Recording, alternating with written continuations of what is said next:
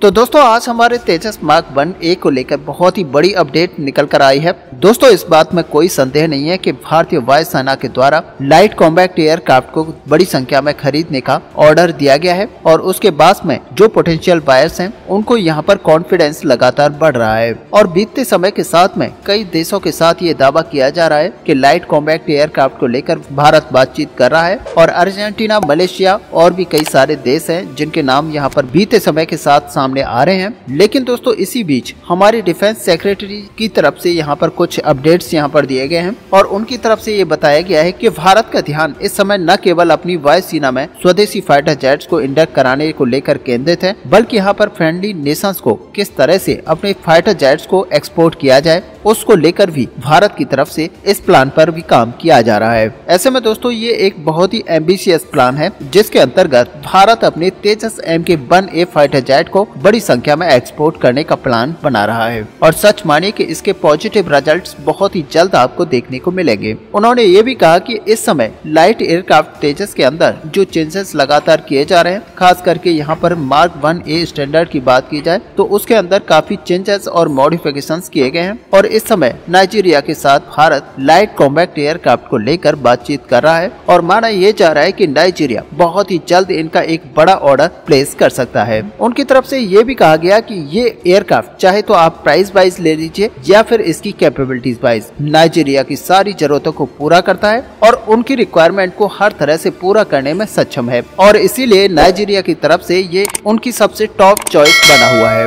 दोस्तों अगर आज के दिन की बात की जाए तो आज के दिन लाइट कॉम्बैट एयरक्राफ्ट तेजस का जो एक पहला टेक्नोलॉजी डेमोन्स्ट्रेटर है उसने अपनी पहली उड़ान को भरा था और उसके बाद में लगातार इसमें कई सारे परिवर्तन होते रहे और इसको और भी ज्यादा मॉडिफाई करते गए। इसे एरोनॉटिकल डेवलपमेंट एजेंसी और हिंदुस्तान एरोनॉटिक्स के द्वारा मिलकर बनाया गया है। ये एक 4+ जनरेशन का एयरक्राफ्ट है जो कि एडवांस रडार्स एवियोनिक्स के साथ में हमें देखने को मिलता है। इसकी जो रॉबस्ट परफॉर्मेंस है इसको अपनी कैटेगरी में दूसरे फाइटर जेट से काफी ज्यादा अलग बनाती है और इसके अंदर बहुत सारे जो अपडेट्स किए गए हैं, खास करके इसके स्ट्राइक पैकेज पर अगर नजर डाली जाए तो आपको पता चलेगा कि ये अपनी कैटेगरी का सबसे एडवांस और सबसे घातक फाइटर जेट बन चुका है। अब अगर इसके एक्सपोर्ट की बात करें तो पहली बात यह है कि इसको भारत ने हमेशा से एक्सपोर्ट करने की कोशिश की है लेकिन सफलता हासिल नहीं हुई। सबसे बड़ा केस यहाँ पर मलेशिया का था, जब ये माना जा रहा था कि मलेशिया के टेंडर को लाइट कॉम्बैट एयरक्राफ्ट यहाँ पर जीत चुका है, क्योंकि मलेशिया में भारत ने जो ऑफर दिए थे उनमें तेजस तो था ही, साथ में भारत ने ये भी कहा था कि लाइट कॉम्बैट एयरक्राफ्ट को मलेशिया के द्वारा अगर सेलेक्ट किया जाता है तो मलेशिया की जो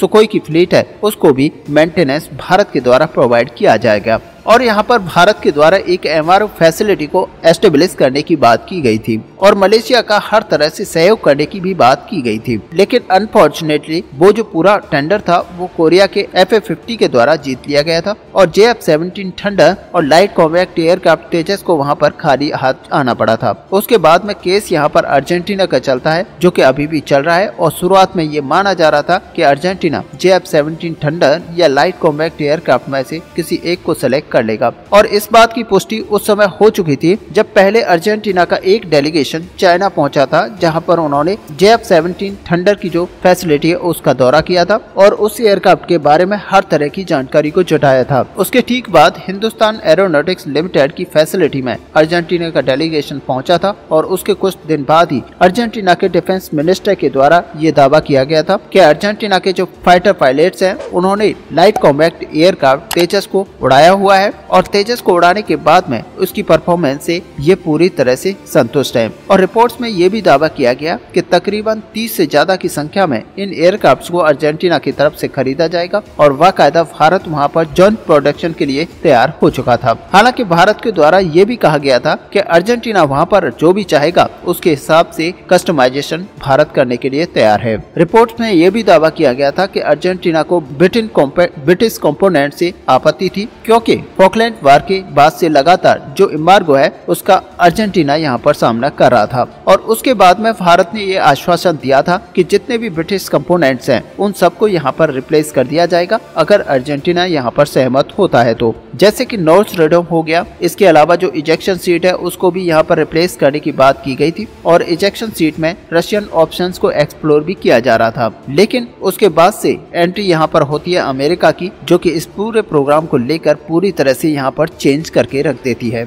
ऐसे में अमेरिका की एंट्री के बाद में यहाँ पर समीकरण काफी हद तक चेंज हो गए थे। दरअसल आपको बता दें कि अमेरिका ये चाहता था कि अर्जेंटीना यहाँ पर अमेरिकन F-16 फाइटर जेट है उनको परचेज करे और इसके चलते अर्जेंटीना का जो रुझान है वो F-16 को लेकर देखने को मिला था। हालांकि वहाँ पर दो पक्ष बने हुए थे, जिनमें से पहला पक्ष ये चाहता था कि अर्जेंटीना भारत के लाइट कॉम्बैक्ट तेजस एयरक्राफ्ट को खरीदे और वहीं दूसरा जो पक्ष था वो F-16 फाइटर जेट को खरीदना चाहता था। लेकिन यहाँ पर अब एक्सपर्ट मानते हैं कि अमेरिका की इन्वॉल्वमेंट के बाद से जो डील है वो पूरी तरह से F-16 के पाले में गिरती हुई दिखाई दे रही है। लेकिन उसके बाद में अब जो नाइजीरिया की एंट्री हुई है इसको लेकर हिंदुस्तान एरोनॉटिक्स पूरी तरह से कॉन्फिडेंट है और उनका ये कहना है कि नाइजीरिया की जरूरतों को पूरा करने के लिए ये एयरक्राफ्ट पूरी तरह से कैपेबल है, क्योंकि नाइजीरिया महंगे अमेरिकी फाइटर जेट्स को अफोर्ड नहीं कर सकता और न ही उसको लेने के मूड में है। ऐसे में नाइजीरिया लगातार लाइट कॉम्बैक्ट एयरक्राफ्ट तेजस और प्रचंड जैसे जो भारत के पास ऑप्शन है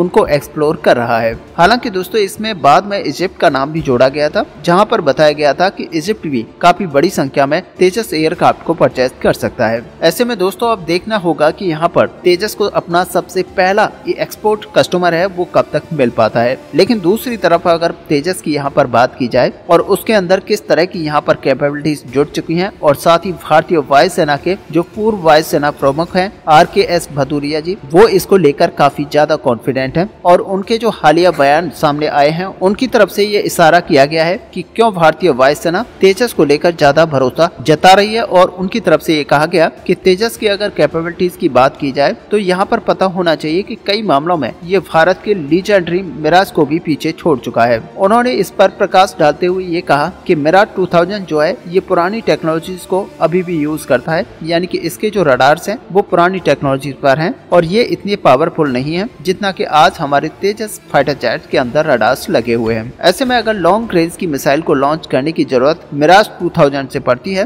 तो वो यहाँ पर सक्षम नहीं है। लेकिन वही अगर लाइट कॉम्बैक्ट एयरक्राफ्ट को देखा जाए तो एडवांस ऐसा रडार के चलते जो लॉन्ग रेंज की स्ट्राइक्स हैं उनको करने में ये पूरी तरह से सक्षम है। इसके अलावा मिराज और तेजस के अंदर उनकी तरफ से ये कंपेयर किया गया कि BVR कैपेबिलिटीज भी तेजस की मिराज 2000 की तुलना में काफी अच्छी हैं, क्योंकि जहां पर एक तरफ डर्बी AR जैसी मिसाइल्स इसके अंदर इंटीग्रेट की जा चुकी हैं तो वहीं अस्त्र मार्क 1 का जो इंटीग्रेशन है ये लाइट कॉम्बैक्ट एयरक्राफ्ट के अंदर चल रहा है और इसके इंटीग्रेशन के बाद में तेजस 110 किलोमीटर तक मार करने वाली अस्त्र BVR मिसाइल से लैस हो जाएगा और आगे चल के जब अस्त्र मार्क 2 मिसाइल के टेस्ट कंप्लीट हो जाएंगे तब 160 किलोमीटर तक मार करने में हमारा तेजस एयरक्राफ्ट कैपेबल होगा। और ऐसे में ये जो सारे हथियार हैं ये तेजस को और भी ज्यादा घातक बनाते हैं। और वहीं एयर टू ग्राउंड स्ट्राइक की यहाँ पर बात की जाए तो मिराज 2000 अपने लेडर गाइडेड बॉम्ब और कुछ क्रूज मिसाइल के ऊपर डिपेंडेंट है, जबकि लाइट कॉम्बैक्ट एयरक्राफ्ट के पास ये ऑप्शंस भी काफी ज्यादा हैं। ऐसे में DRDO के द्वारा विकसित किया गया